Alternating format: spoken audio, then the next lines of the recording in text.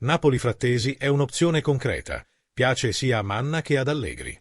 Benvenuti tifosi del Napoli, lasciate un like al video e iscrivetevi al canale per rimanere sempre aggiornati sulle ultime novità del nostro amato club. Forza Napoli! È noto che il Napoli si appresta a rinnovare il centrocampo. Anguissa, dopo 4 anni brillanti, è fuori forma e, logicamente, gli azzurri sono già alla ricerca di alternative. Frattesi, proveniente dall'Inter, si profila come possibile soluzione.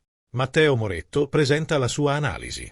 In questo caso sarebbe necessario creare una sorta di borsa valori, la borsa Frattesi, perché in realtà è un calciatore che tutti sanno che se ne andrà, un calciatore che tutti sanno al 100% cambierà squadra quest'estate, quindi è normale che circolino voci, indiscrezioni e contatti. La Roma è in crisi, come dicevo, ha altre priorità.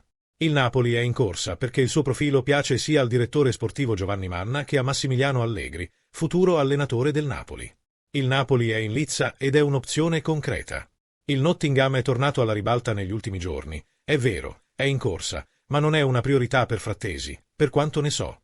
E tiene sempre d'occhio anche la Juventus, semplicemente perché è un giocatore che Spalletti apprezza e che ha già utilizzato parecchio in nazionale.